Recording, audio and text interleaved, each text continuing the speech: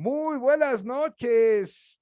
Un placer saludarlos en este gran jueves de conferencias aquí en la firma legal del maestro José Miguel González. Buró Jurídico Investigador les da la bienvenida a todas y todos a un nuevo concepto que en verdad pues nos ha inspirado toda esta parte ya de lo de que estamos en fin de ya del 2022 y este grupo de trabajo siempre se ha preocupado por mantener esa línea de la cultura jurídica a nivel general, crear un grupo de expertos para que puedan estar con ustedes en conferencias con temas de gran significado, con temas de gran trascendencia para todas y todos. Muchas gracias por estar aquí con nosotros. Hoy vamos a tocar un tema, bueno, primero, hoy damos el bautizo, hoy es la primera vez que vamos a tener esta serie de conferencias en nuestro grupo denominado Lex Facta. Bueno, pues Lex Facta va a ser un conjunto de conferencias gratuitas y también con inversión, pero nos vamos a enfocar exclusivamente a lo que es materia pericial. Vamos a ver diferentes temas y el día de hoy vamos a ver algo que está, como dice mi abuelita, en verdad esto está como agua para chocolate, la cosa está súper caliente y bueno, primero, para los que no me conozcan, soy el maestro Jorge Gómez y bueno, soy uno de los trabajadores, cooperadores, participantes de la firma legal Buró Jurídico Investigador que preside el maestro José Miguel. Y bueno, pues para mí es un orgullo pues ir evolucionando en las conferencias y hoy vamos a dar inicio a nuestra gran conferencia Lex Facta. Esta Lex Facta va a ser una conferencia que va a ser exclusivamente en materia pericial. Vamos a ver conferencias tanto de pago como gratuitas relacionadas con actuaciones policiales, como por ejemplo el informe policial homologado, vamos a ver la cadena de custodia, vamos a también a tener, por ejemplo, la pericia de balística en materia penal, vamos a ver materia pericial, documentos, en materia civil, vamos a ver qué tipo de pruebas mecánicas de hechos de tránsito. Bueno, tenemos un checklist bien importante que va a ser para ustedes. Y bueno, primero vamos a iniciar con bautizar esta conferencia que vamos a tener a un gran experto, una persona que tiene todos mis respetos y le doy las gracias por darme la oportunidad de que trabajar con él. Yo siempre he sido que yo respeto mucho las personas que doctorados, postdoctorados, jueces, ministerios públicos, doctores, grandes que tienen grandes títulos, pero también hay personas que también tienen estudios y sobre todo tienen una parte que yo lo llamo súper esencial. Muy pocos tienen 40 años de experiencia en materia pericial. Bueno, pues hoy van a conocer a uno que es un gran experto en diversas áreas, que actualmente emite peritajes de gran importancia. Y bueno, pues vamos a tocar un tema que en primer lugar quiero comentarles, no vamos a mencionar nombres, es lo que no nos interesa. No nos interesa tampoco las partes, si son de tal gobierno, que si son de la Ciudad de México, no nos interesa la parte política, no tenemos ninguna afinidad, no estamos de un lado o de otro, no. Simplemente en el aspecto técnico jurídico nos vamos a abocar a lo que es el tema o de lo que está sucediendo Fiscalía Ciudad de México versus Fiscalía de Morelos. Y saben perfectamente a qué me refiero. Tenemos como datos principales, ustedes lo saben, la desaparición. Vamos a omitir nombres y todo, no queremos que checar esa parte o que se vea como revictimización. Entonces vamos a abocarnos al hecho nada más de lo que ha sucedido y la parte técnica de tanatología, como lo va a referir el gran ponente del día de hoy. Como lo saben, desaparece la Condesa, aparece el cuerpo en la carretera rumbo a Cuernavaca, hacen una primera necropsia en la cual determina que la causa de la muerte es broncoasfixia, ya nos lo explicará a detalle el exponente. Posteriormente hacen una segunda necropsia y determinan que fue por múltiples traumatismos, pero que vamos a ver qué es lo que pasa, qué pasa en la primera necropsia, por qué pasa la segunda necropsia, cuáles son los alcances de la primera, cuál es la segunda. Ahorita está súper caliente el asunto porque en la mañana la Fiscalía de Morelos dio una conferencia y así de sencillo hizo la comparación. Ya ahí les va. Dijo, no es lo mismo si saco la apendicitis en una operación y posteriormente te vuelva a sacar la apendicitis. Eso hizo un ejemplo comparado cuando se realiza la primera necropsia y después se hace una segunda necropsia. Esta conferencia va abocado a las partes técnicas de todo esto. Va a quedar grabada la conferencia en el canal YouTube. Subiremos el link correspondiente a los chats. Si alguno pueden pedir, ya conocen los correos de la firma legal.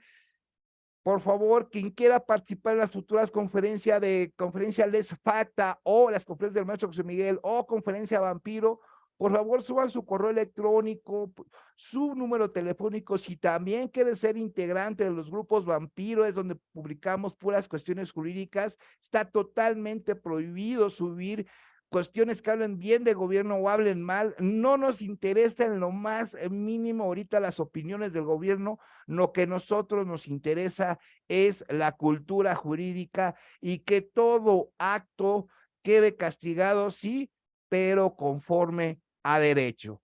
Hoy, en esta gran noche, te vamos a tener a un gran exponente pericial. Tenemos al maestro Francisco Pérez Roldán. Él es un perito de criminalística, de sistema de identificación humana o personas vivas, que incluye también estudios en dactiloscopía, odontología, antropometría, clasificación de rostros, de cráneos, balística, documentos cuestionarios, tanatología forense, como lo vamos a ver hoy, leyes protectoras de cadáveres, tránsito terrestre, fotografía forense, investigación científica de delito, y bueno, pues cuenta con más de 30 años de servicio profesional técnico que ha realizado en diversos juzgados, ha sido maestro en escuelas de policías a nivel estatal, como profesor precisamente para la impartición de materias de informe policial homologado, cadena de custodia. También tenemos, bueno, diferentes actuaciones, expertos del sistema penal acusatorio en materia de amparo. Y bueno, pues ha estado trabajando por más de 30 años al servicio de muchos abogados que han necesitado servicios como periciales de importancia. Le damos la bienvenida al gran maestro Francisco Roldán. Muchísimas gracias, máster. Y en verdad, toman atención a la clase, en verdad se los voy a garantizar y totalmente gratuito. Preguntas al final, la conferencia, como lo saben, es completamente cerrada, no pueden ustedes participar, sino hasta el final, sus preguntas y respuestas, esto en razón de los ataques. En estos momentos ya le voy a dar el uso de la voz, por favor, puede prender su micrófono, maestro Francisco, si es tan amable. Listo. Perfecto, muchísimas gracias y cedo el uso de la voz al maestro Francisco Pérez Roldán. Buenas noches. Buenas noches a todos ustedes. Me gustaría iniciar esta conversación, este conversatorio, agradeciendo a Les Facta la invitación y agradezco infinitamente los conceptos que vierte sobre mi persona, pero vamos a lo importante. En este momento está habiendo discusiones entre quienes hacen mejores servicios periciales y una fiscalía u otra fiscalía. Y finalmente, las conversaciones públicas lo único que producen es entorpecimiento y demeritan el actuar de la investigación forense. ¿Qué sucede con Morelos? Realizan una necrocirugía y esta necrocirugía abarca distintos aspectos.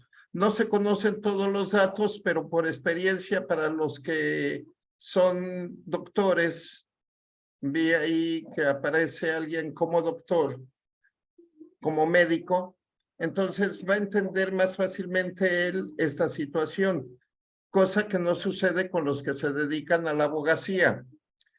En primer lugar, hasta ahorita en ninguna de las dos fiscalías hemos escuchado hablar de los indicios que permiten afirmar una u otra cosa. ¿Qué son los indicios? ¿Qué son las evidencias? Por la tarde escuché que Morelos decía que habían encontrado evidencia de alimentos que obstruían el esófago y la tráquea. Y en la Ciudad de México se habla de traumatismo múltiple. Tanto una cosa como otra tienen un origen fáctico, un origen material, un origen producto de algo, de algún objeto, de algún alimento, de algún líquido, o en su caso, como afirma la Fiscalía de la Ciudad de México, múltiples traumatismos. Traumatismos provocados con qué y en dónde. Traumatismo craneoencefálico, traumatismo que fractura huesos, huesos largos, huesos cortos, hematomas subdurales, hematomas subcutáneos, hematomas cutáneos. No, nadie habla de esos detalles que son la parte técnica de la necrocirugía.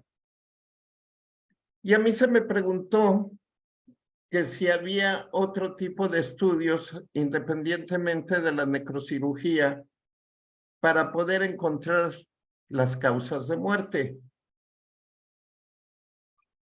Y hay un estudio que se llama tanatoquimia y describir en base a criterios técnicos y juicio crítico la importancia de la tanatoquimia como procedimiento post-mortem. ¿Por qué estoy hablando de procedimiento post-mortem? Porque la necrocirugía es un evento fáctico que realiza un médico especialista en medicina legal con capacidades técnicas y científicas para llevar a cabo búsqueda de indicios y en consecuencia hallazgos que puedan determinar la causa de muerte. La Fiscalía de Morelos por la tarde del día de hoy señaló que no había politraumatismo, que había sido una broncoaspiración. La Ciudad de México dice que está politraumatizada. A diferencia de la Ciudad de México, en Morelos señalan que encontraron líquidos y encontraron alimentos. Y también se habló en Morelos de un estado de alcoholemia sumamente elevado y dieron un porcentaje. Ese porcentaje que señalan en Morelos de la alcoholemia, para los que se dedican a las periciales, saben que el grado de alcoholemia que se manejaba en Morelos nos lleva a un estado sumamente crítico.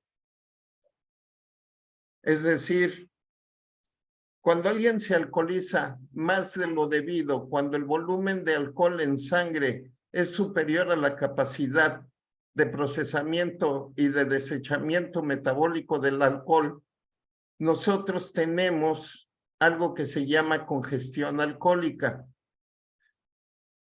Consecuentemente, esto se puede determinar con estudios químicos o tanatoquímicos. Luego, tenemos también que si hay hematomas, los hematomas tienen una presentación y una evolución cromática. Y no se habla de cuál era la colorimetría de los hematomas. Cada hematoma va cambiando de color según el paso de las horas y de los días. Y esto se debe por la degradación del hierro en la sangre y la exposición al aire. Cuando un vaso capilar, una vena, se revienta o tiene una fractura, la sangre, al exponerse en la parte intermedia de la piel, en la dermis y subdermis, se oxida. Y esta oxidación primero produce un color rojizo. Y conforme van pasando las horas, el hierro que contiene la hemoglobina de la sangre, que es lo que le da el color rojo a la sangre, nos permite determinar esa evolución del hematoma. Pero aquí tenemos otro punto. La Fiscalía de la Ciudad de México señala que está politraumatizada, pero no nos dice ni nos habla de la evolución de los hematomas que presentan los traumas producidos, es decir, la coloración. Y si estamos hablando que una persona tenía 2 días desaparecida, esa cromatía debería de presentarse. ¿Cuál es el otro problema que presenta esta teoría o esta hipótesis? Los cadáveres no producen hematomas. No se producen hematomas en un cadáver, porque hay distintos factores. Para los que son médicos saben que tenemos el factor de coagulación, que en un cadáver ya no se da, en una persona sí. Tenemos también factores perimortem, es decir, elementos de estudio que acontecen momentos antes del proceso agónico y de muerte. Luego, entonces, cuando hablamos de traumatismos, estos traumatismos nos van a señalar si fueron antemortem, perimortem o fueron postmortem. Los traumatismos estamos hablando de lesiones. Las lesiones producen daño tisular y daño en hueso, que serían fracturas o microfracturas. O también producirían dislocaciones, como sería en las falanges o a nivel de las cervicales. Entonces, para hablar de politraumatismo, ¿en dónde se produjeron los traumatismos? En cabeza, en cuello, en tórax, en miembros, ya sea inferiores o superiores. ¿En qué parte están los traumatismos? No se dice, no se habla.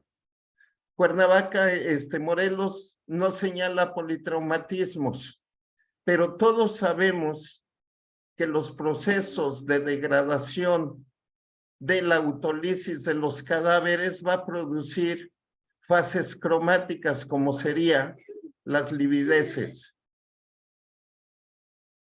¿Esto qué significan las livideces? Cuando una persona fallece, la parte que queda como soporte del cuerpo va a desplazar la sangre de esas vasos capilares de la zona que sirve de apoyo hacia los lados, y ahí se van a producir manchas blancas. Y esas manchas blancas van a ser llamadas livideces. Pero les voy a hablar un poquito más de la tanatoquimia, para que tengan una idea de lo que vamos a manejar. Mediante esta técnica es posible saber, por ejemplo, si una herida se realizó cuando la persona ya estaba muerta o no, incluso cuánto tiempo estuvo agonizando Los restos óseos son los que permiten saber la causa final de la muerte. Para obtener resultados satisfactorios es conveniente obtener el líquido vítreo del pericardio. Las biomoléculas se van degradando con el tiempo y concentrándonos en esto podemos descubrir cuáles han sido las causas exactas que han llevado hasta la muerte. De la misma manera se trata del estudio de la evolución bioquímica del cadáver. La causa exacta de una muerte es posible conocerla mediante la práctica de la tanatoquimia, aunque es cierto que algunos casos que no superan el 3% son denominados autopsias blancas. ¿Por qué estamos hablando de tanatoquimia? Primero vamos a entender el concepto de muerte. El concepto de muerte es la cesación de todas las funciones vitales de un organismo, el que sea. Cuando las funciones vitales de ese organismo cesan, se produce el fenómeno de muerte. Ahora, en tratándose de los seres humanos, la Ley General de Salud nos dice que para que podamos determinar la muerte, debemos primero establecer si hay muerte cardiorrespiratoria y la segunda, que haya muerte cerebral. ¿Cuándo se da la muerte cerebral? La muerte cerebral es una consecuencia de la falta de oxigenación a nivel cerebro y entonces las neuronas empiezan a fallecer, empiezan a morir y empieza a haber pérdida neuronal. Y cuando se pierde la sinopsis o sinapsis de las células en el cerebro, ya cesa la producción de nuevas neuronas. Esto quiere decir que la muerte cerebral es una parte del fenómeno de muerte, no es la muerte. Les pongo un ejemplo. Personas que fallecen, muerte cerebral en hospitales, y a través de equipos mecánicos las mantienen respirando, es decir, ayuda mecánica para respiración. ¿Y para qué se utiliza esa ayuda mecánica? Para no perder los tejidos, ya sea ojos, hígado, riñones, pulmones, corazón, todo aquel tejido que es posible salvar. Recordarán que antes hablábamos de transfusiones sanguíneas. Ahora sabemos que la sangre es un tejido y como tanto se dona, no se transfunde, se dona. Entonces, la muerte cerebral no significa la muerte del cuerpo. Pero cuando en conjunto tenemos muerte cerebral y muerte cardiorrespiratoria, cesan todas las funciones del organismo. Pero es mentira que un organismo fallezca ipso facto, es decir, acaba de dejar de respirar, ya no tiene pulso y ya está muerto totalmente. No, los procesos de degradación del organismo son progresivos con el tiempo. Es decir, ningún cuerpo fallece totalmente al 100% y del todo. Se preguntarán, ¿es posible eso? Un ejemplo de ello son las amputaciones. Cuando un miembro es amputado, ese miembro fallece, pero el cuerpo no. Pero sí podemos tener que un miembro que ha fallecido con la llamada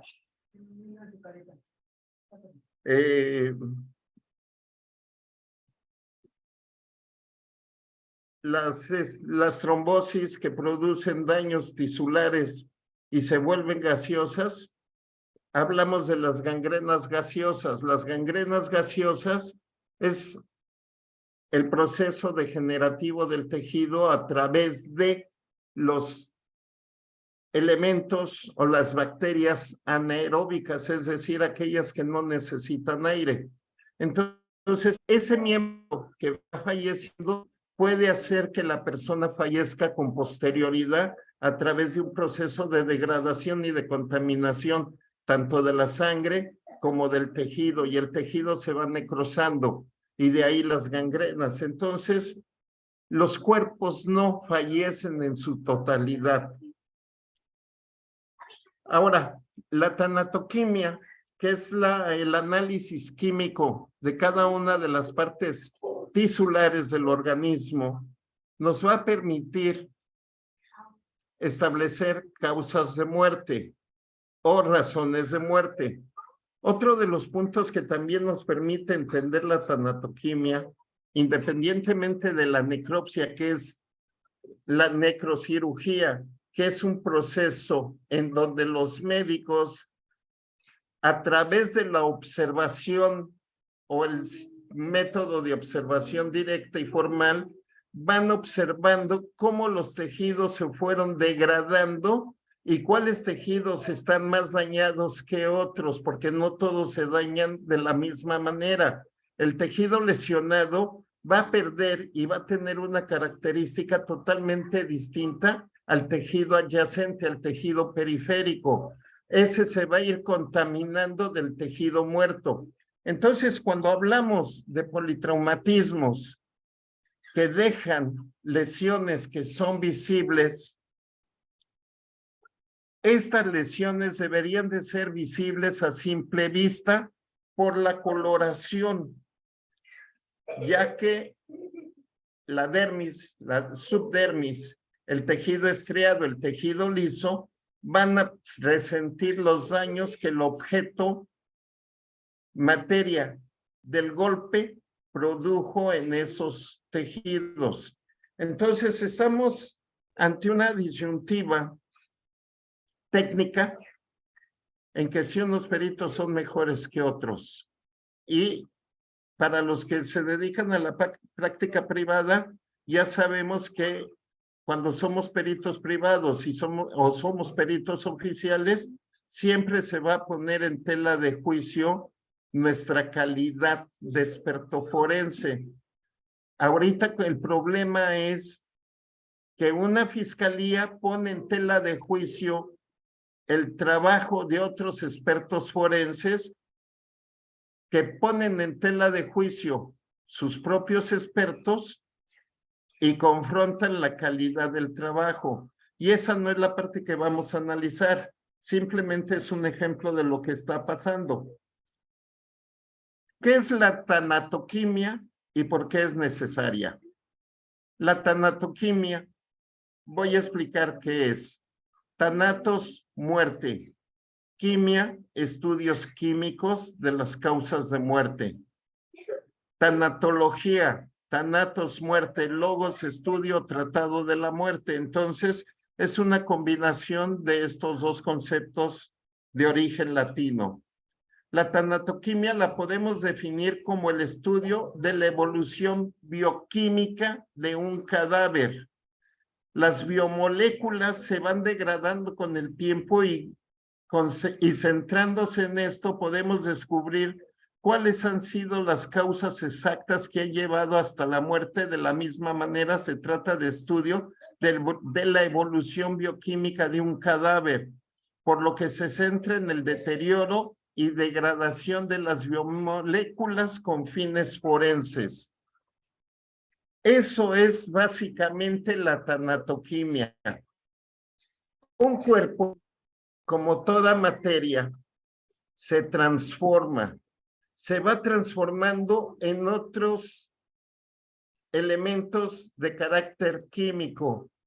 Se van produciendo gases como el metano, las moléculas se van biodegradando, empieza a haber un proceso en donde las bacterias aeróbicas en contacto con el aire mueren y las bacterias anaeróbicas empiezan a hacer su trabajo de la degradación de los tejidos.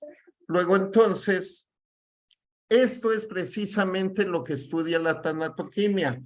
Y entonces la tanatoquimia se basa en la observación de la degradación y destrucción de las moléculas del cuerpo. Y estas moléculas son lípidos, proteínas, hormonas, glucosa, antígenos, urea, grasas y creatinina. En una persona viva, ¿cómo se llaman todos estos elementos? Se llama metabolismo. Esto es lo que nos permite a nosotros en vida procesar los alimentos. Es lo que nos permite extraer la energía de los alimentos para llevar a nuestro cuerpo glucosa. Y esa glucosa se va a transformar, entre otras, en calor. El metabolismo hace que nosotros tengamos una temperatura corporal. Entonces, ¿qué es la necrosis? La necrosis es el proceso de destrucción, es decir, es la degradación de las células tras la muerte. Las causas pueden ser variadas, motivo por el que deben ser tenidas en cuenta y obtenidas de todos los fluidos. A esto se le denomina valoración del IPM. ¿Y qué significa el IPM? Intervalo post-mortem. Es decir, este intervalo post-mortem es lo que los criminalistas llamamos fenómenos perimortem, fenómenos que suceden alrededor del momento de muerte.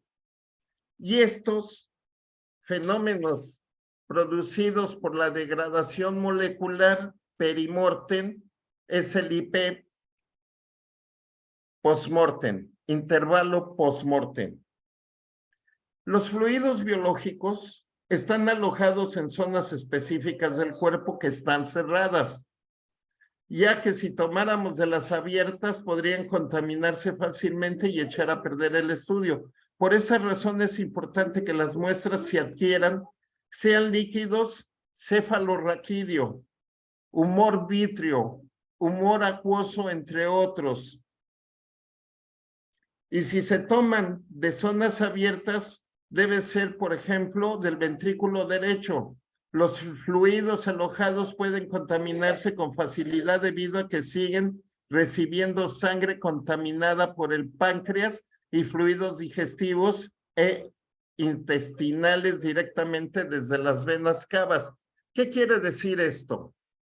Los alimentos ingeridos, la sangre que ha sido respirada y no ha sido transportada a los pulmones para clarificarse, ya va a estar contaminada de todos los residuos orgánicos del organismo, entre ellos los absorbidos por los intestinos. Esta contaminación se va a transmitir a las partes abiertas, no hacia las partes cerradas, porque en un cadáver ya no hay irrigación sanguínea, pero sí hay movimiento de las bacterias. Y cuando llegamos al movimiento de las bacterias, todas las demás células se van a contaminar. Un ejemplo muy sencillo para que sea entendido es una gripe. Un virus penetra en una célula, la contamina. Esa célula, al perder su capacidad de respuesta, va a transmitir esa contaminación a otra célula hasta que llegamos al punto en que el organismo tiene una patología. ¿Por qué? Porque estamos contaminados a nivel celular, porque nuestros glóbulos blancos no son capaces de atacar la infección y por eso necesitamos, a través de las inyecciones de los antibióticos y de una serie de vacunas ahora, que se contrarresta para la generación de antígenos. Esto es lo que sucede en un cuerpo vivo, en un cuerpo muerto, en un cuerpo sin vida, sin funciones, sin metabolismo. Ya no puede haber esa clarificación, ya no puede haber ese intercambio para que las células que van a generar antígenos hagan su trabajo. Por lo tanto, todo lo demás empieza a estar contaminado. Y cuando hablamos de áreas abiertas, no estamos hablando de lesiones como una puñalada, como una lesión producida por un proyectil. Estamos hablando de ciertas partes del organismo que requieren tener acceso por su funcionamiento. El corazón bombea sangre y a su vez el corazón está en una cápsula que se llama pericardio, y al mismo tiempo este pericardio está envuelto en una parte que se llama supra, que es una bolsa que protege pulmones y corazón. Entonces, todas estas bolsas, por llamarlo de algún modo sencillo, son las que nos permiten saber si nuestro tejido es abierto o cerrado. Por ejemplo,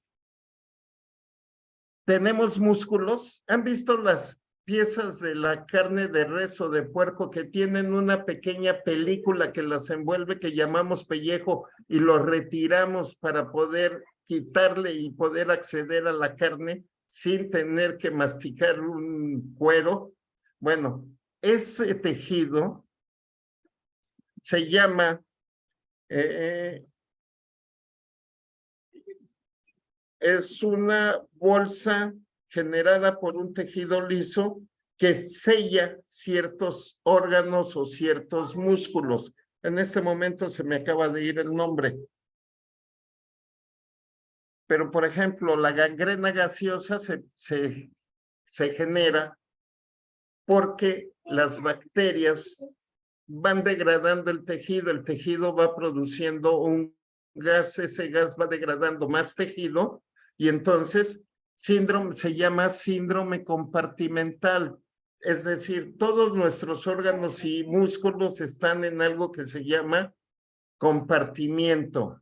Y cuando ese compartimiento sellado se contamina internamente por alguna bacteria, por alguna lesión, produce gases, y esos gases producen la gangrena. La gangrena gaseosa se transmite a través del torrente sanguíneo, y eso es una contaminación. Entonces, esto que les platico, este conversatorio, tiene que ver con esos antecedentes de las necrocirugías de las que nos están hablando.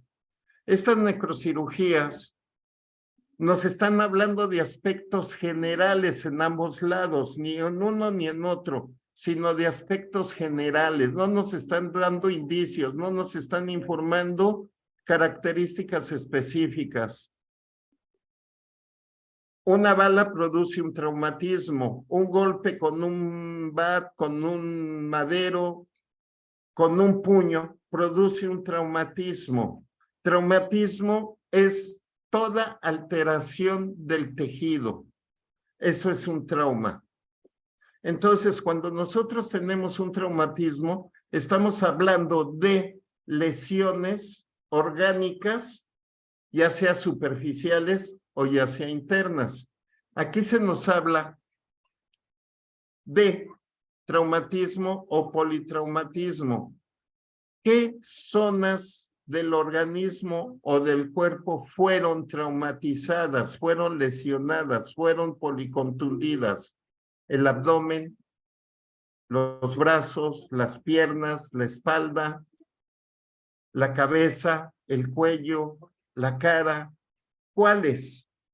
Estamos hablando de politraumatismo en general, y la gente va en base a su propia capacidad de entendimiento, va a entender, la golpearon, fue golpeada, fue maltratada, fue esto, pero sin saber y sin tener la información técnica que realmente se requiere. La procuradora de la Ciudad de México, Ernestina Godoy, dijo que es una prueba científica, eficaz, y no tengo que decirles cómo se hacen las periciales en las fiscalías para los que litigan. En algún momento se habrán enfrentado a ciertas deficiencias, y en otros habrán enfrentado muy buenas periciales. Lo mismo sucede en Morelos. No sabemos qué tan buenos o qué tan malos hayan sido los ejercicios técnicos que realizaron en una o en otra fiscalía, pero en ambos casos se habla de manera genérica. Lamentablemente, es una situación que está fuera de control.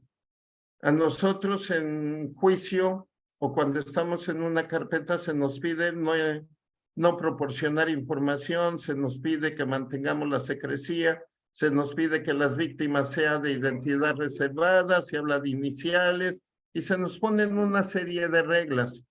Y ahorita, tanto en una como en otra, todas esas reglas que nosotros seguimos para poder litigar han sido quebradas, han sido quebrantadas. Pero, en fin, ese es un punto de vista personal que no tiene que ver con la materia que estamos de conversatorio.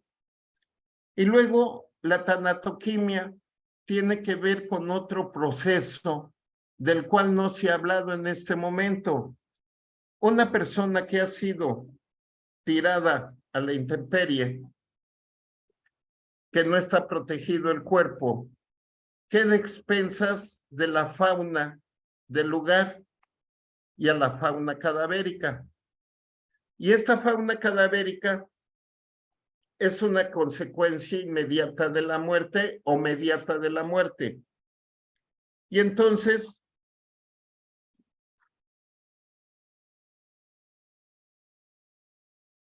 un procedimiento asociado a la tanatoquimia es la entomología.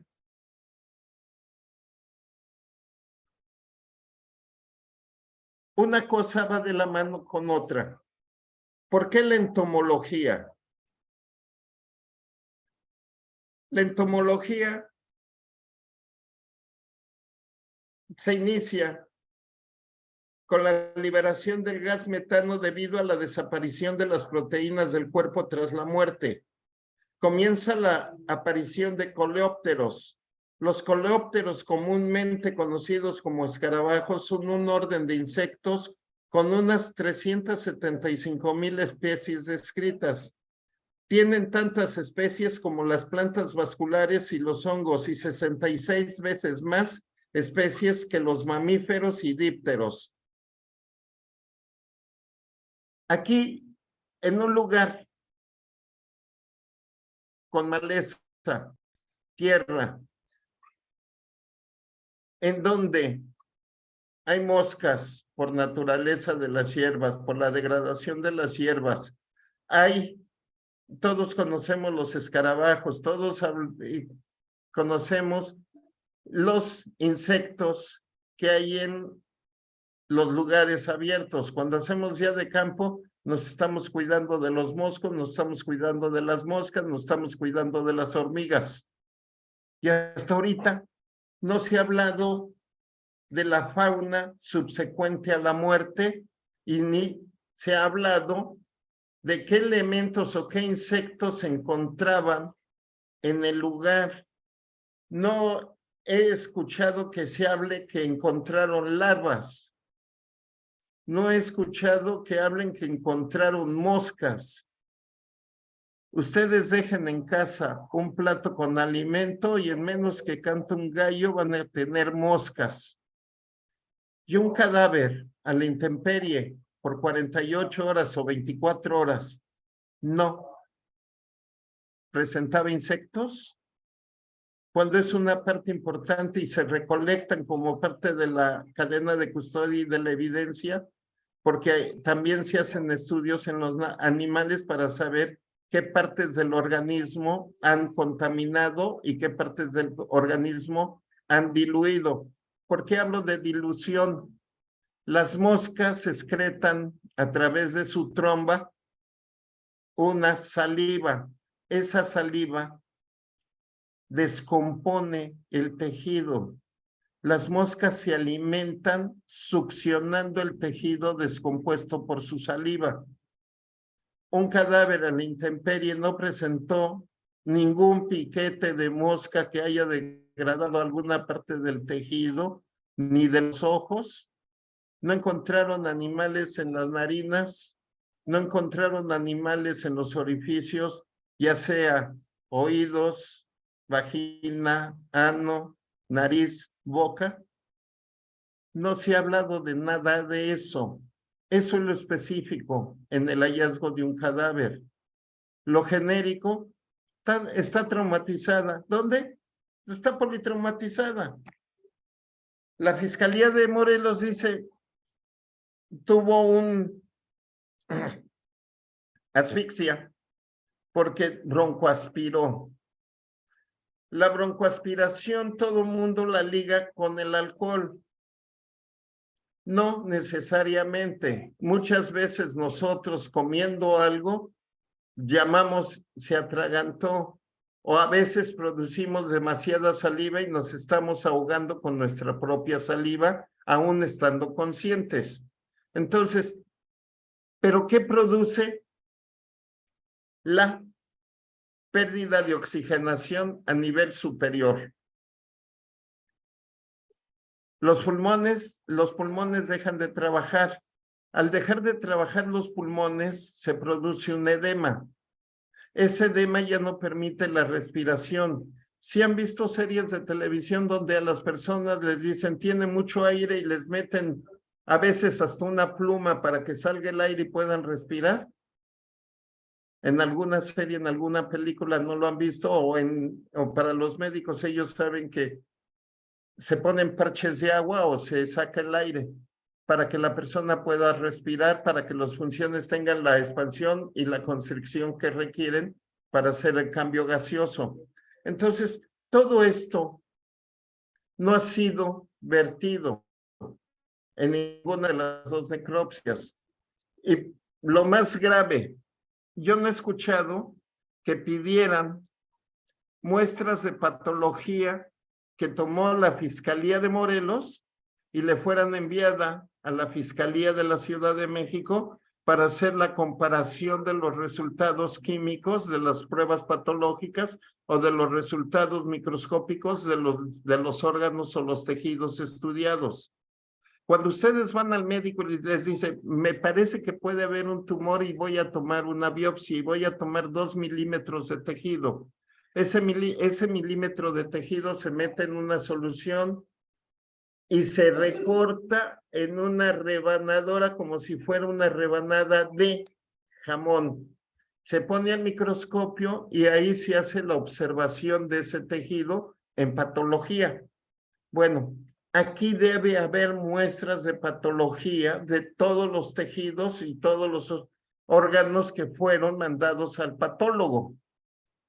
No se habla de esa parte. Entonces, ¿realmente estamos hablando de resultados forenses o estamos hablando de una confrontación ajena a la ciencia forense?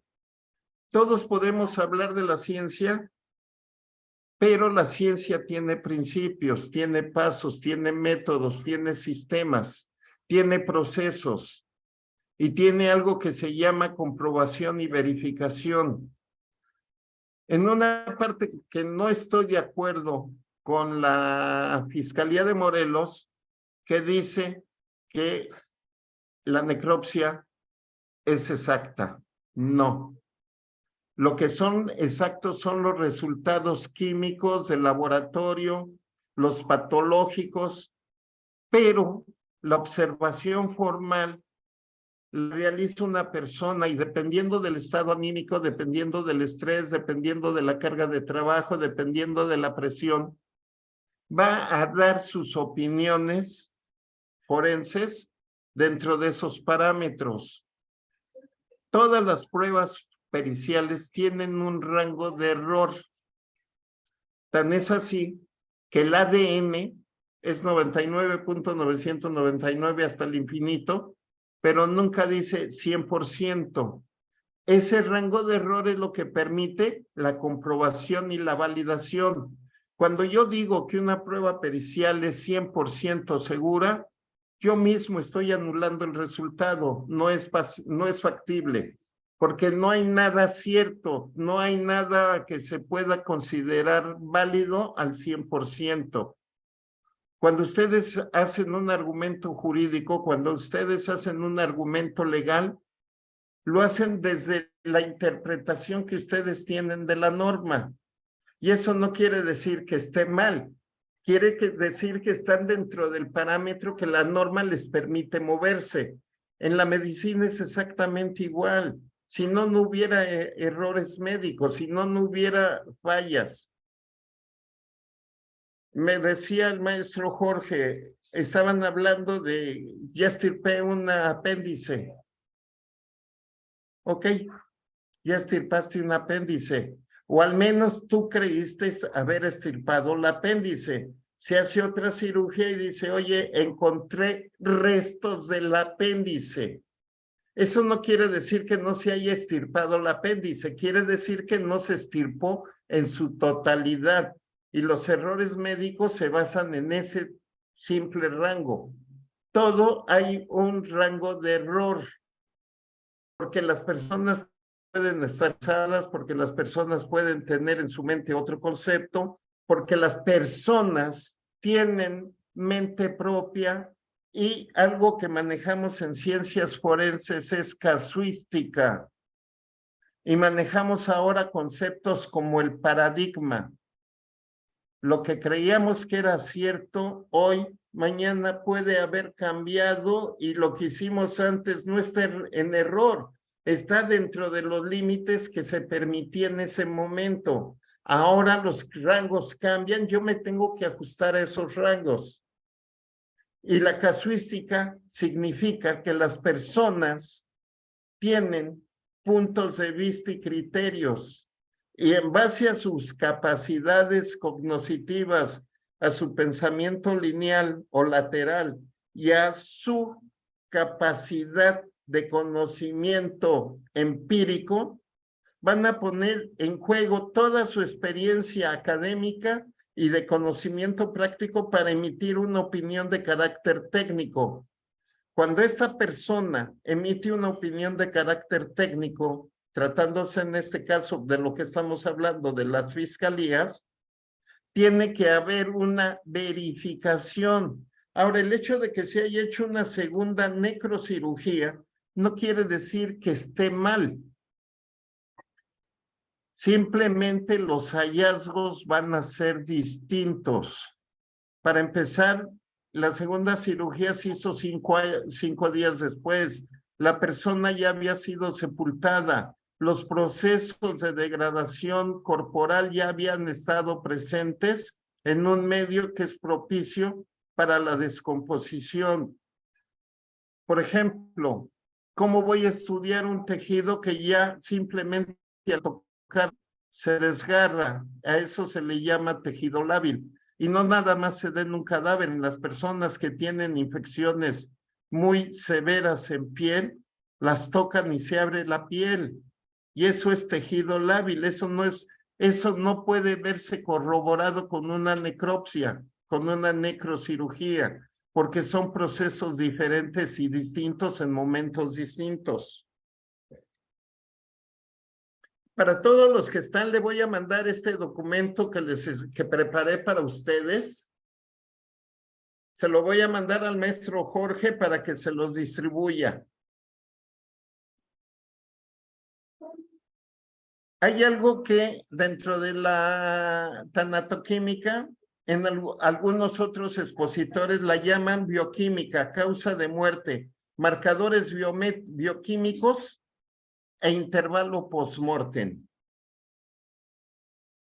La tanatoquimia o bioquímica forense es un recurso complementario para el establecimiento de la causa de muerte y el intervalo postmortem. ¿Por qué es intervalo postmortem y causa de muerte? ¿Considerarían ustedes, desde el punto de vista práctico, y si ya han visto los videos en donde se ve a la persona que le están sacando, cargando por el estacionamiento y que va totalmente rígida, ¿considerarían ustedes, sin ser expertos, que ya había fallecido?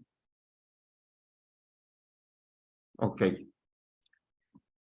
¿Y por qué lo considerarían? Porque una persona que fallece tiene algo que se llama algor mortis, es decir, rigor mortis. Pero si a las 9:10 de la noche estaba viva, según los otros videos, ¿a qué horas la sacaron para que ya tuviera rigor mortis? porque para entender lo que es el rigor mortis, debemos entender el proceso de tiempo de enfriamiento de un cadáver.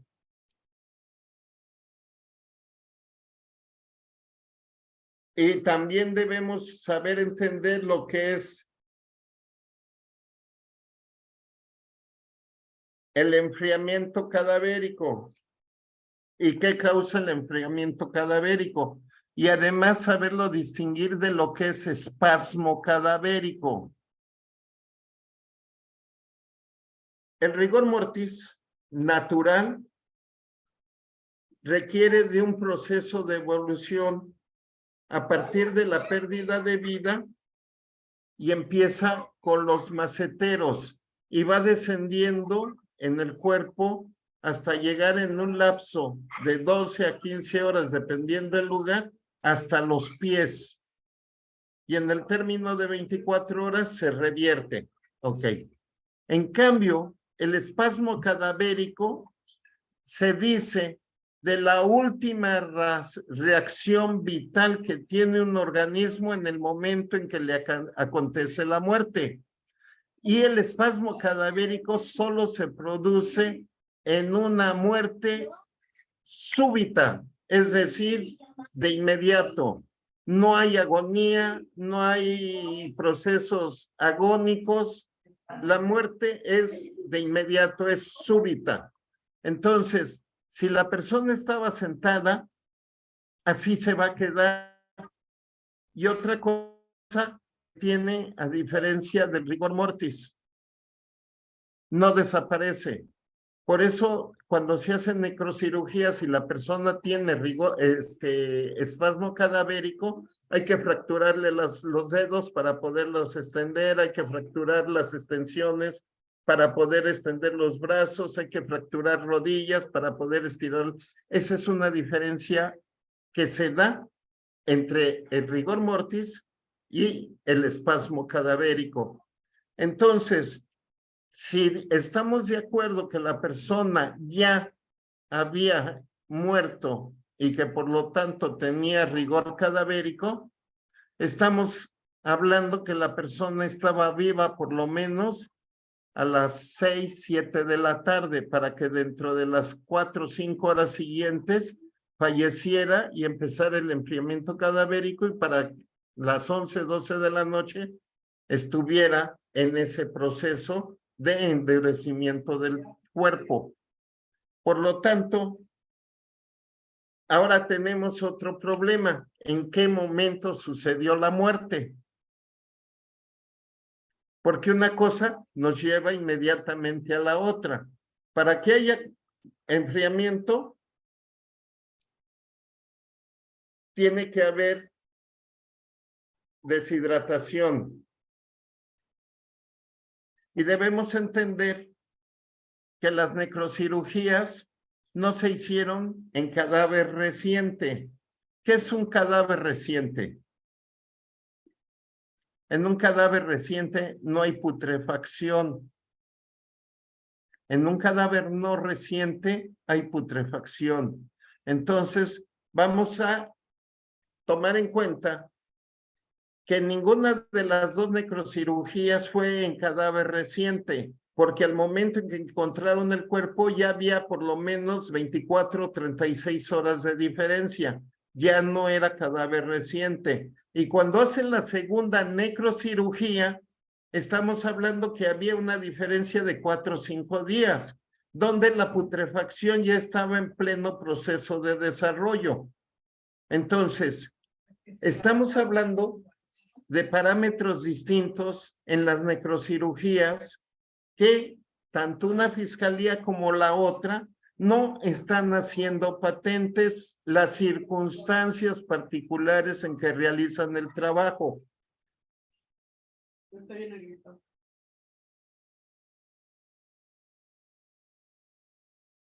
Como dijo el maestro Jorge, no vamos a tomar partido por una o por otra. Vamos a señalar las diferencias de circunstancias que rodean las necropsias, necrocirugías.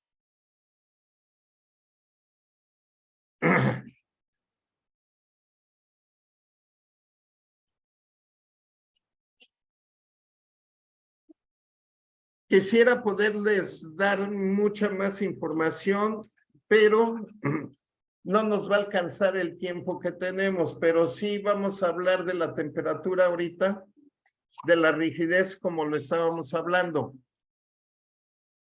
La temperatura cadavérica está influenciada por factores externos, temperatura del medio ambiente, cuerpo al aire libre, sumergido dentro de una habitación, clima húmedo, clima seco, cubierto, descubierto. ¿En qué circunstancias estaba el cadáver? Para empezar a entender lo que es el enfriamiento. Luego, si tomamos en cuenta la edad,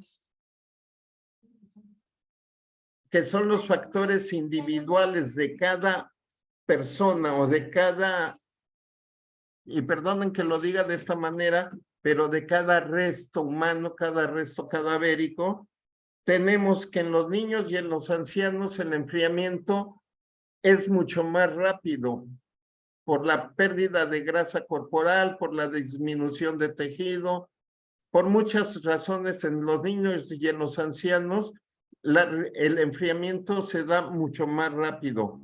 También tenemos que tomar en cuenta si estaban enfermos, si tenían cataquesis. Las personas caquécticas se enfrían muy rápido. ¿Han visto personas que parece su piel apergaminada? Que parece, y además amarillenta como si fueran hojas de papel. ¿Alguno ha visto una persona así pálida y pálida, así como si estuviera polvosa su cara? Bueno, a eso les decimos caquécticos. Son personas que tienen problemas renales, que son diabéticos generalmente, que son hipertensos. Las personas con este tipo de padecimientos también pierden temperatura fácilmente. Y si ustedes conocen a alguien con esas características, les va a decir, tengo frío, todo el tiempo tienen frío.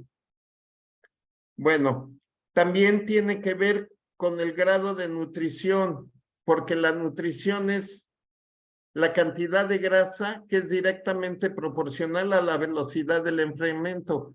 Personas con menos grasa se enfrían más rápido, personas con mucha grasa se enfrían más lentamente. La vestimenta tiene que ver.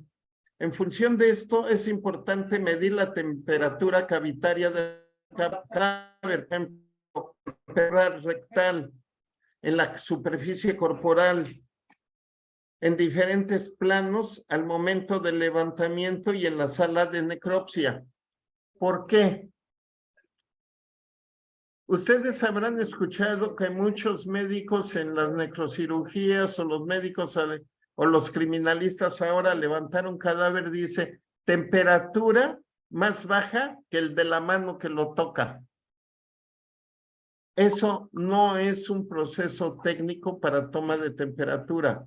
Primero, ¿cuál era la temperatura del medio ambiente en el que se encontraba el cadáver? Vargas Alvarado decía que para que nosotros podamos tener una temperatura aproximada de un cadáver, si la temperatura se tomaba en la Ciudad de México a 17 grados, ¿y por qué en la Ciudad de México a la altura de 2.240 metros sobre el nivel del mar y a 17 grados temperatura medio ambiente? La temperatura del cadáver iba a ser muy aproximada a la temperatura real. Sin embargo, estamos hablando que estaba en Tepoztlán. Clima distinto al de la Ciudad de México. Estaba a la intemperie. ¿Cuántos cambios de temperatura entre el día y la noche hubo y cómo influyeron en la descomposición del cadáver? Que es otro elemento de estudio para la necrocirugía, que tampoco se nos informa. Entonces, en función de esto es importante medir la temperatura, como ya se los dije. Ahora, rigidez cadavérica. Es una consecuencia de la coagulación post-mortem de la miosina, con el consiguiente endurecimiento de las fibras musculares. sean estas lisas o estriadas. Como resultado aparece la actitud de embaramiento. Cuando ustedes hacen ejercicio y les duele algún músculo, esto les duele porque genera el exceso de el ejercicio genera algo que se llama ácido láctico. Y en la medida en que el ácido láctico se va eliminando a través de la sudoración, la respiración y otros fenómenos que ocurren en el metabolismo, nosotros podemos ir reduciendo el cansancio. Y ese cansancio también se traduce en que sentimos tensos los músculos. Bueno, en los cadáveres es exactamente lo mismo, porque ya no se elimina el ácido láctico, ni la adenosina, ni los trisfosfatos, nada se elimina, todo se queda. Entonces, el cadáver continúa con una discreta flexión de los brazos y los antebrazos de las piernas sobre los muslos y del pulgar por debajo de los restantes dedos, pero con el tiempo desaparece. La rigidez sigue una marcha descendente céfalo-caudal de la cabeza hacia los pies, empezando, como se los dije, en los maceteros. El tiempo de aparición es variable de acuerdo a la ley de Niederkorn. Rigidez precoz antes de 3 horas. Rigidez normal entre 6 y 6 horas, que es lo que les acabo de mencionar. Si ustedes consideran que en el video se ve rígida, a partir de la hora que marque el video, tenemos que considerar 3, máximo 6, el parámetro de muerte. ¿Y por qué? Porque desconocemos si en el lugar había aire acondicionado, no había aire acondicionado, si había ventiladores, no había ventiladores, si hacía calor en el lugar, no hacía calor en el lugar. No podemos establecer eso porque no desconocemos las condiciones del tipo de lugar en donde ocurrió, en todo caso, si así hubiese sido la muerte. Rigidez tardía de 6 a 9 horas. Y la rigidez muy tardía después de 9 horas. Entonces, la cronografía o los cronogramas que nos presentan los noticieros estarían desfasados técnicamente con la rigidez. Y esto nos lleva a la manipulación que se hace de la información. De acuerdo a la regla de Bronardel, la rigidez desaparece cuando comienza la putrefacción cadavérica, y es en el mismo orden que apareció dirección cefalocaudal. En recién nacidos y lactantes se instala inmediatamente después de la muerte y desaparece muy rápidamente. ¿Qué quiere decir esto? Que si ya estaba rígida, cuando encontraron el cadáver, 24 horas después, ya se encontraba en proceso de putrefacción ese organismo. Por lo tanto, también hacer un estudio de necrocirugía implicaba varios errores si no se estableció en la necrocirugía y en el resultado y en las conclusiones. Ahora, espasmo cadavérico es el mantenimiento post-mortem de una determinada posición corporal o vital como resultado de una muerte muy súbita. La etiología encefálica o cardíaca natural o violenta. Es decir, la etiología de la muerte súbita para el espasmo cadavérico puede ser natural o puede ser provocada. ¿Cuál es uno de los nervios que se lesionan más rápidamente con la putrefacción? O con con el espasmo cadavérico, ¿qué nervio tendría relación más directamente? El nervio vago. ¿Han escuchado la muerte por pavor, por pánico? eso es una sobreestimulación del nervio vago y viene un paro cardiorrespiratorio súbito y la persona se queda en la posición en que se encontraba. Ese es un espasmo cadavérico. En una muerte violenta, un disparo, un suicidio, donde el arma queda en la mano empuñada del sujeto que se disparó. La diferencia entre rigidez y espasmo cadavérico radica en el hecho de que en el primer caso existe relajación muscular previa a la muerte, mientras que en la segunda existe una transición del estado de contracción muscular vital al postmortem sin etapa intermedia. Esto dicho técnicamente. Bueno, como se darán cuenta, hay muchas discrepancias en el lenguaje que están utilizando quienes están en los medios hablando de las necrocirugías. Y estas discrepancias son porque quienes están hablando de las necrocirugías no son peritos, no son científicos. Entonces, eso también trae una gran confusión.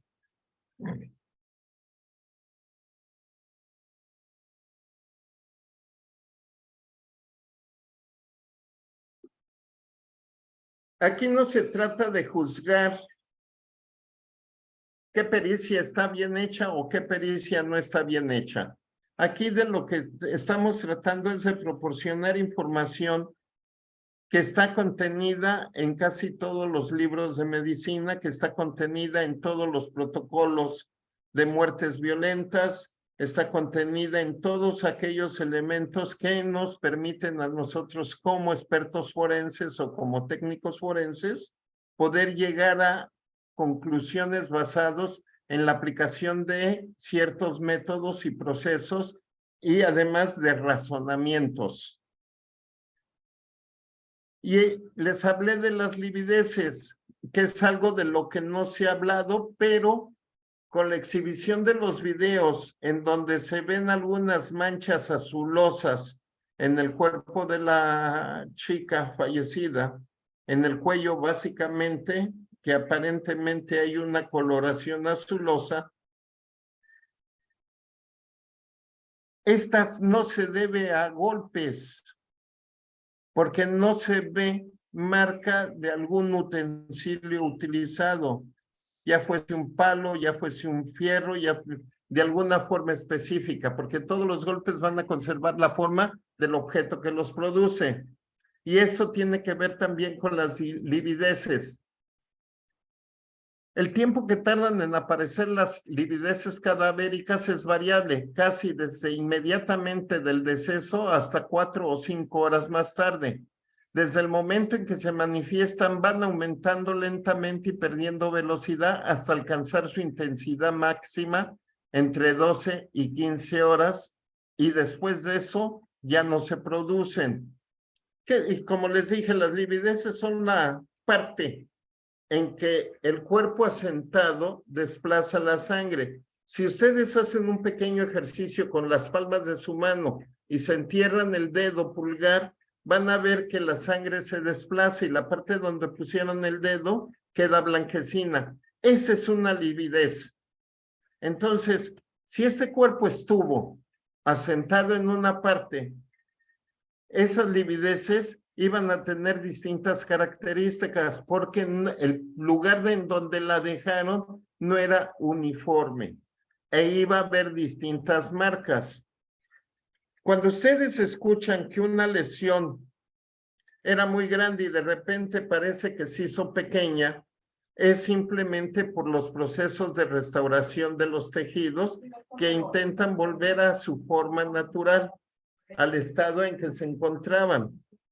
Pero lamentablemente en un cadáver esto no sucede. Entonces, si ese cuerpo estuvo asentado sobre piedras, ramas, objetos, iba a conservar esa forma definitivamente. ¿Por qué? porque era un cuerpo sin vida.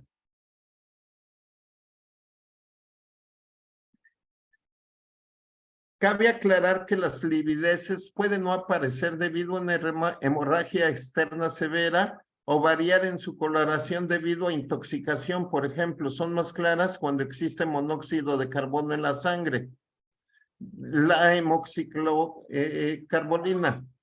Hipostasias cadavéricas. Es la acumulación de la sangre en las partes declives de las vísceras en razón de la fuerza de la gravedad.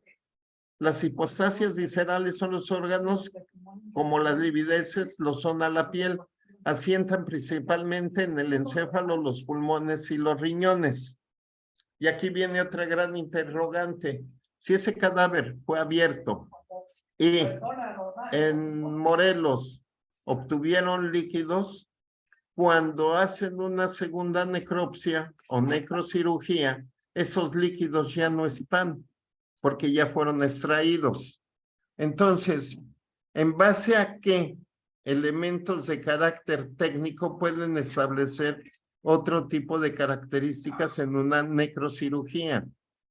Podrán hablar de lo bien o mal hecha la cirugía, la necrocirugía, podrán hablar bien o mal de la conservación de los órganos. Y algo, la sepultaron.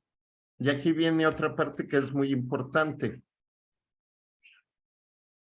Que en la morgue no le realizaron alguna preparación al cadáver para que en el féretro estuviera bien, no embalsamaron, no sacaron fluidos, no pusieron formol u otro conservador en el cuerpo, no lo sabemos. Y el conservador para una segunda necropsia o necrocirugía iba a ser importante de degradación de cualquier otro hallazgo o de cualquier otra característica. Eso es lo que hace que una necropsia pueda tener ciertas fallas, una segunda necropsia pueda tener ciertas o muchas fallas en relación al estado de preservación y conservación del cadáver. Todos conocemos que cuando llevamos a la funeraria el cuerpo de algún familiar o algún conocido, lo van a maquillar, lo van a arreglar, van a ocultar las lesiones, pero ese cadáver, para que se pueda conservar y pueda ser velado, le van a extraer todos los líquidos y se los van a intercambiar por un conservador. Ahora la pregunta que les dejo al aire. ¿Este cadáver no habrá pasado por el mismo proceso de conservación? Son cuestiones que debemos analizar desde un punto de vista crítico, no emocional ni partidista. Maestro Jorge. Muchísimas gracias, Máster, ¿verdad?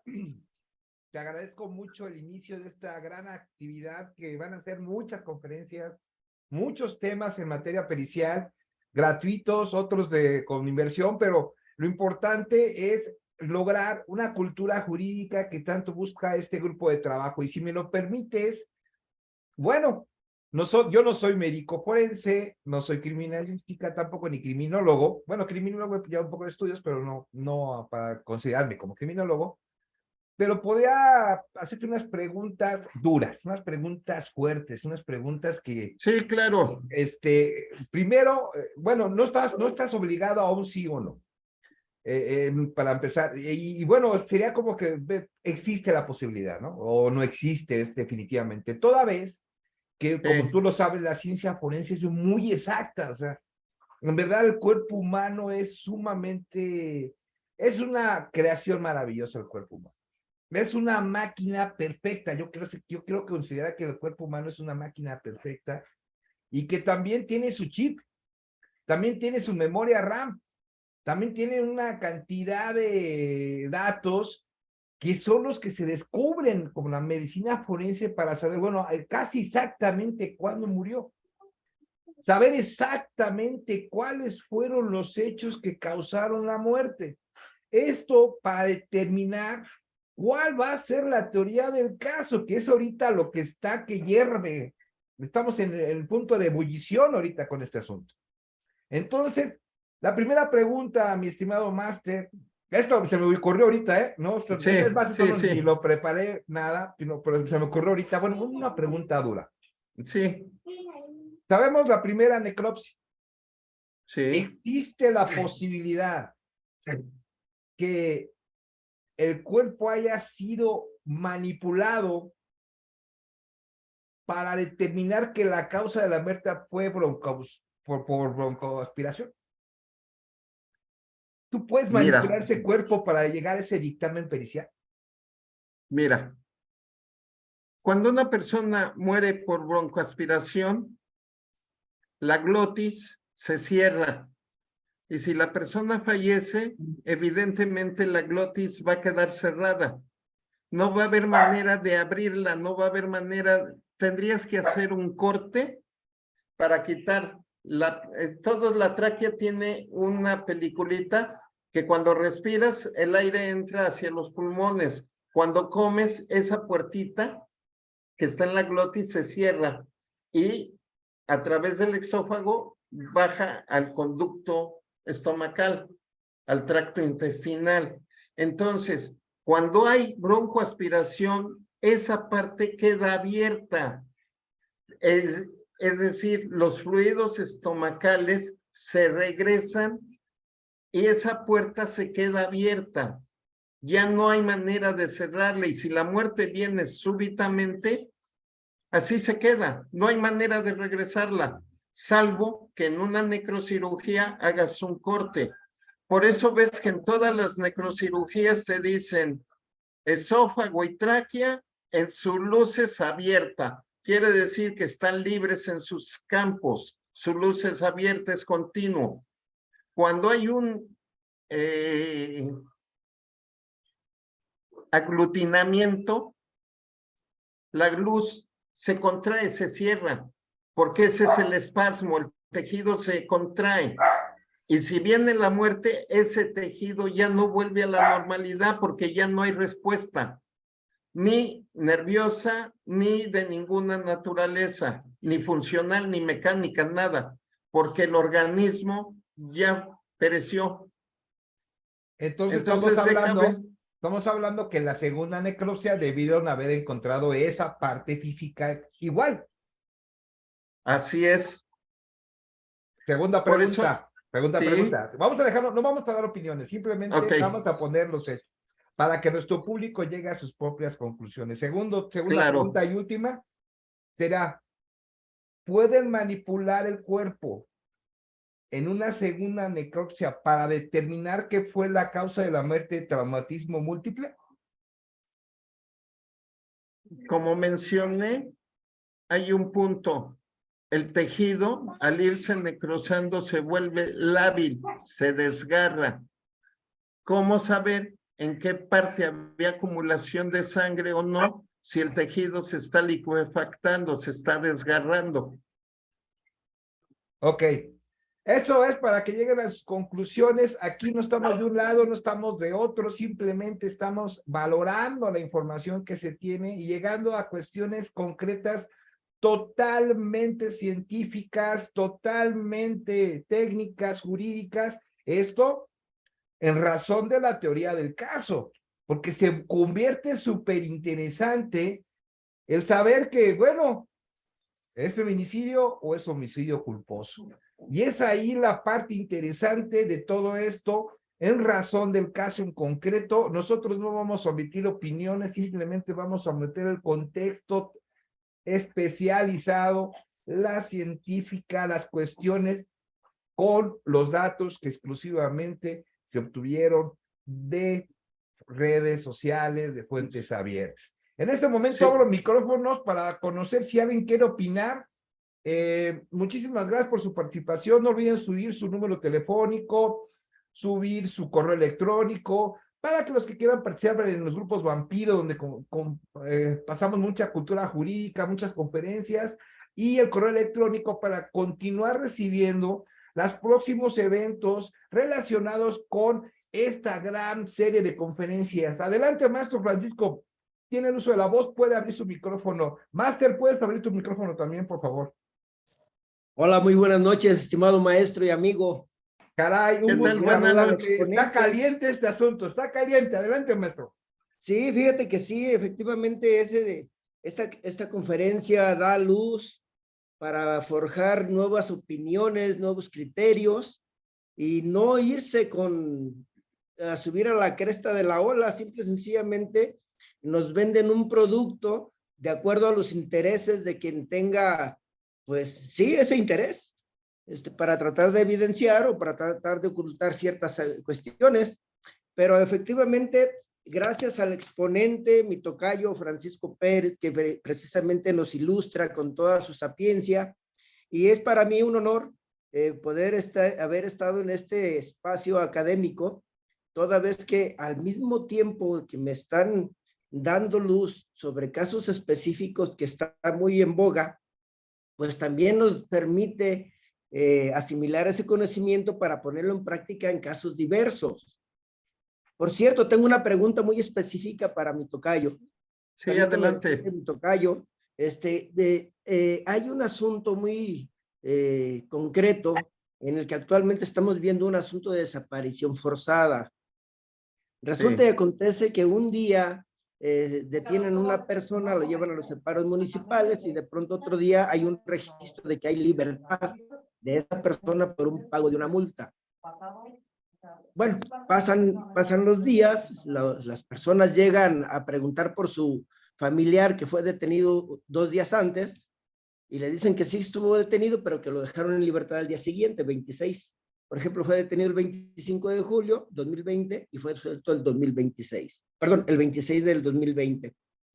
Resulta y acontece que después de varios días de ausencia, aparece un acta de defunción que dice que fue una muerte natural por un infarto agudo al miocardio 5 días después, es decir, el 31 de julio. Pero hay un acta de defunción que así lo dice, pero no establece que haya un estudio químico, tanatoquímico, el que nos diga si esta persona se encontró con traumatismos de maltrato físico previo a su defunción. Por lo tanto, ¿cómo establecer si la causa de la muerte fue del infarto al miocardio fue producido precisamente por un maltrato físico, o llámese tortura, previa al evento luctuoso? No sé cómo establecer la pregunta en concreto, porque bueno, de eso depende la libertad de unas personas que se les atribuye la desaparición de esta persona, pero no, ¿cómo quiero decirlo? No hay una corresponsabilidad que nos diga, o un dato que nos diga la corresponsabilidad que pudieran tener estos con el posible hecho de la muerte. Entonces, no sé si fue clara mi participación, pero... Sí. Gracias, tocayo. Entiendo. Bueno, primero, ¿hubo un infarto masivo al miocardio o lo conocemos como infarto fulminante?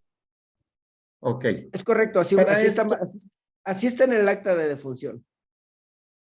Sí, infarto fulminante.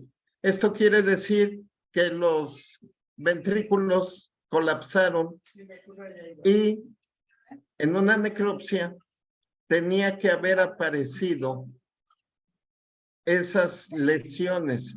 Esa parte muerta del corazón va a tener una coloración totalmente distinta al resto del corazón. ¿Por qué? Porque son las válvulas las que fallaron. Luego entonces hubo falta de irrigación y la falta de irrigación fue la que produjo el paro cardiorrespiratorio, consecuentemente la muerte cerebral. Entonces, te voy a poner, es como una manzana que de una parte está roja y la otra parte ya está como podrida. Así son eso es en el corazón, es innegable. Y además debieron haber hecho un electrocardiograma para establecer la falta de funcionamiento del corazón antes, porque la Ley General de Salud obliga a hacer esos estudios previos a la declaración de muerte. No, pues Entonces, muchas gracias por porque esa la Ley ilustración. General de Salud, porque si tú te vas a la Ley General de Salud, te va a decir de qué manera tiene que el médico clínico determinar la causa de muerte, y hay un procedimiento que deben llevar todos los médicos, generales o internistas o de urgencias. Hay procedimientos que establece la Ley General de Salud y están los protocolos hospitalarios. Si tú oyes que en un hospital hablan del carro rojo, es cuando le sobreviene a la persona un infarto cardíaco. Entonces, y como te digo, el ejemplo más claro es una manzana, roja de un costado y podrida del otro. Es decir, una parte está sana y la otra no. Y eso lo debes ponerse en el documento de la misma necropsia, porque Así debe es. estar hasta fotografiado, debe de estar con presencia, y un médico legista debe de sustentar esa pericial. O sea, porque ellos, si le hicieron es la autopsia, obviamente el médico legista es el que va a decir, ah, mira, la causa de la muerte fue esta, la causa de la cual murió fue esta. Y eso te va a permitir, pues, un poco la defensa en este caso, la tutoría del caso, porque si murió de un infarto, ¿dónde se presume la desaparición forzada? ¿No? Así de sencillo. Gracias, maestro Francisco, un gusto saludarte, mi hermano. Nos vemos Muchas el gracias por el espacio. sábado. Un abrazo. Nos vemos. Conferencia Vampiro. Gracias. También. Un gran fundador de Conferencia Vampiro aquí con nosotros. ¿Alguien que tenga una duda? Porque vamos por cierre. Que quieran ustedes, por favor. Pueden abrir su micrófono, ya están abiertos los micrófonos. No olviden poner su correo electrónico, su número telefónico. Vamos a enviarle las próximas conferencias. Iniciamos, yo creo. Tenemos proyectado iniciar la próxima conferencia Les Facta, que va a ser el próximo miércoles, a consideración de nuestro gran ponente, el máster Francisco Pérez, que él, si no nos indica otra cosa, podemos iniciar el próximo miércoles y conocerán lo que va a ser la conferencia, que es muy importante, que va a estar relacionada con las pruebas periciales en materia civil. Vamos a empezar fuerte, vamos a empezar, bueno, documento es bueno o no es bueno. ¿Cómo lo sabemos? Va a ser para abogados. Nosotros como abogados debemos entender los procesos, el conocimiento y los alcances, obviamente, probatorios de lo que es una documental en un juicio civil. Entonces, y aparte lo que puede repercutir, pero ¿cómo demostrarlo? ¿Cómo saberlo? Pues obviamente el gran máster Francisco Pérez nos va aquí a cultivarnos con dicha materia, y bueno, pues van a conocer las futuras conferencias. ¿Alguna duda? Si no tenemos ninguna duda, muchísimas gracias. Últimas palabras de su conferencia, máster, por favor. Gracias. Nada, les agradezco a todos su presencia, agradezco el interés que mostraron, pero sobre todo que hablemos el mismo lenguaje jurídico pericial. Y eso sería de mi parte todo, Jorge. Gracias. Licenciada Lenovo, puede abrir su micrófono si gusta preguntar algo, por favor. Hola, buenas noches, muchas gracias. Buenas noches. Bueno, perito, solamente para preguntarle, de lo expuesto, ¿usted determinaría con la información que se tiene hasta el momento que pudo darse la muerte súbita de esta chica?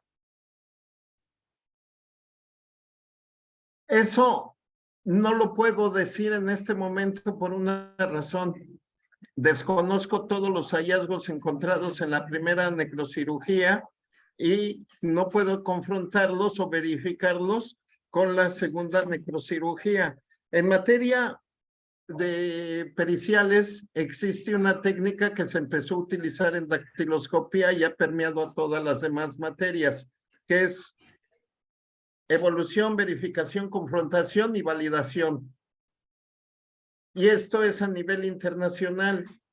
Es decir, ahora todas las pericias deben tener una evaluación, una verificación, una confirmación y una validación. ¿Y cómo se hace esto? Confrontándolas. Lo que sería en materia de juicio, la prueba de refutación. Si una prueba no es válida, tienes que acreditar por qué. Se presume la legalidad de todo lo actuado hasta en tanto no se demuestre lo contrario. Entonces, emitir una opinión en este momento respecto de eso, sin contar con elementos técnicos de estudio, sería una conjetura, no sería una conclusión ni sería una opinión válida. Simplemente, y perdón que lo diga de esa manera, sería un chisme.